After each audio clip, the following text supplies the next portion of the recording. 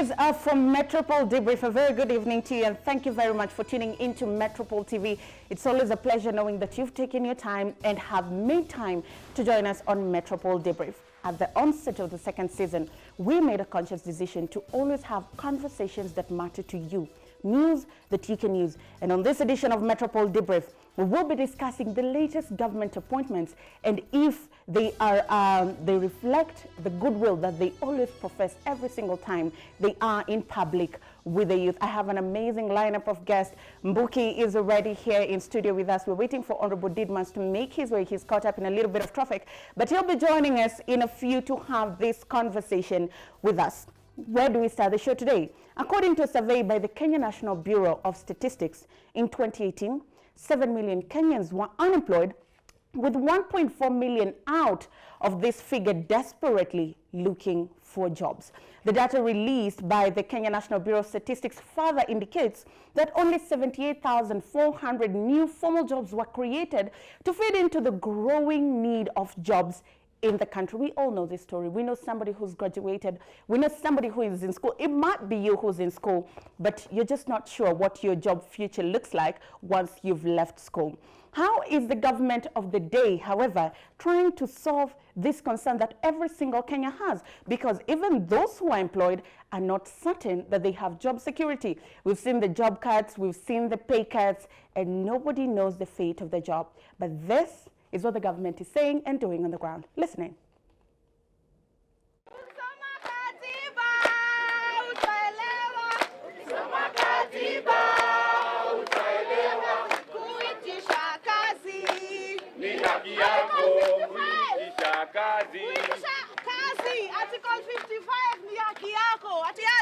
On 14th September, Kenyan youth woke up to the rude shock of former Othaya Member of Parliament 69-year-old Mary Wamboi's appointment to position of chairperson of the National Employment Authority. In a Gazette notice dated October 14th, 2019, the Cabinet Secretary picked the former legislator for the job, triggering reactions from Kenyans. Quote, in exercise of the powers conferred by Section 10(1)(a) of the National Employment Authority Act, the Cabinet Secretary for Labour and Social Protection appoints Mary Wamboi Munene to be the chairperson of the National Employment Authority for a period of 3 years, with effect from the 14th of October 2019, end of quote, read part of the notice. This is not the first appointment of aged people into office. Prior to this, the President appointed former Vice President Moody Awori to chair the National Youth and Sports Fund. Upon critics, the President defended himself, saying Moody was trustworthy enough to hold office. I'm being criticized. I could see yesterday that I'm appointing a 91-year-old to look after the Youth Sports Fund. Lakini jameni, let me put yourself in my shoes. Ukiona vile watu wanaiba pesa. And this is money that we went and we passed the other day, because we want to see how we can use this money to support us for our health programs, for our sports programs, for our arts programs, and these are programs that will benefit you. Alafu tuseme tupatie kijana, mimi afadhali nikae na huyo mzee bana achunge hiyo pesa itumike vile inatakikana. However, this latest move by the President is stirring uproar in his own party, with Nairobi Senator Johnson Sakaja urging Mary Wamboi to turn down the appointment and dismissing claim that the youth are not competent enough to hold government office. Another thing we have to deal with is the fact that the law says clearly that the Director General should be should not have attained the age of 35, the Director General of this institution. Yet there has not been a substantive filling of that position, and here they want to bring amendments again through the same ministry. They want to bring amendments to remove that provision so that the Director General does not have to be a youth. We cannot allow this. I think we've had enough. Young people in this country are tired. We cannot continue paying lip service to the youth of this country. I think young people have shown that they're qualified, that they can actually hold positions of leadership. The same Mheshimiwa Mary, when I was 26, I was a chairman of the party, the entire party when we were with her. You know, we've seen young people even in ministries. We've seen young people in the private sector doing so well and such a good job. So it cannot be that young people are only important during campaigns, and then when it comes to all these positions, then we say that they don't qualify, or they have, they don't have the right character, they don't have experience. This comes against the backdrop of protest by a section of Kenyan youth who set out to the streets to demand for job creation from the government. This is to enable them put their education to use and earn a decent living for themselves. They're now coming up with the 3,000 shillings, but what will the 3,000 do? Will you pay your rent? Will you try to come up with a business? Will you pay your HELB loan that is still accruing? What will you do with it?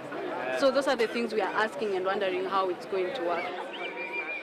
While unemployment seems to be the key challenge to Kenyan youth, the president, from the look of things, is on a mission to award his political allies with positions that matter the most to the youth and determine their fate.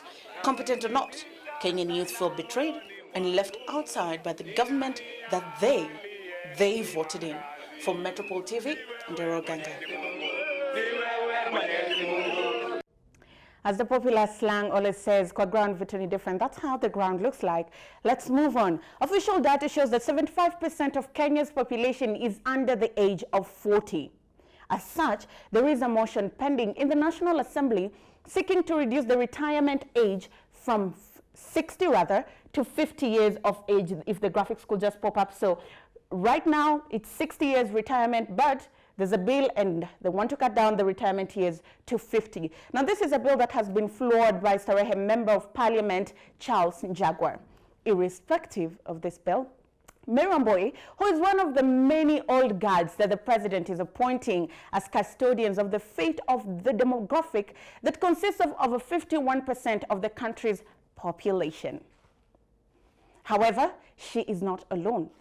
Among those appointed by the president to key positions include former Vice President Mudi Awori at 92 to be the chairperson of the Sports, Art and Social Development Fund, and the president was defending him, saying he is trustworthy and the president can trust him with funds to ensure that those funds will go into the direct benefit of the youth.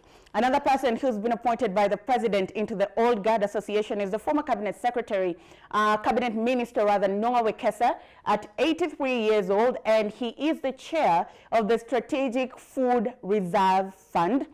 Next, we have former head of public service Francis Mudhaura, 72, as the chair of the Kenya Revenue Authority. There you go.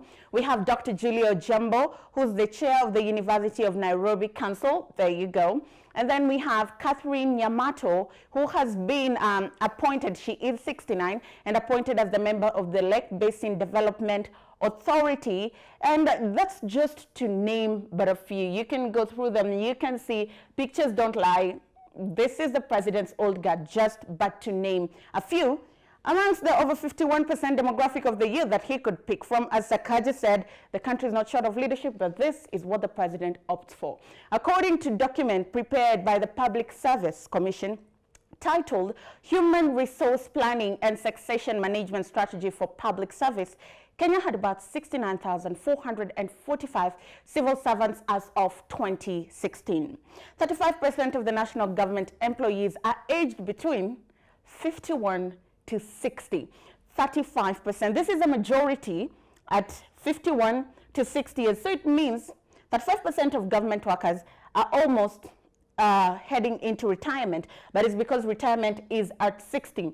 Then we move on. 43% of employees are aged between 46 to 50. So if the new retirement age bill is passed at 50, it means over 43% of employees would be out. You see? Okay, moving on. It is further estimated that 700,000 employees are working for the government. The youth workforce comprises of about 17.4%. Let's just do the math here and see how much this totals to. So this is about 800,000 young people working for the Kenyan government. And then we move on. Of this figure, only 0.03% occupy senior positions. 0.03% of this number. That translates to about 37 people. 37 people out of the 700,000 are the only competent young Kenyans to be sitting in senior positions and management positions in civil service. That is the state of the nation.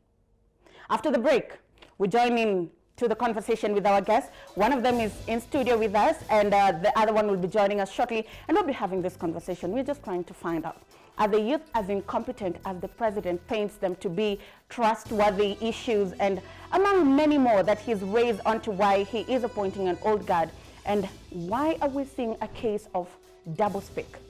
On the ground, when you meet the youth, you say, we want to create an enabling environment, we want to create jobs for you.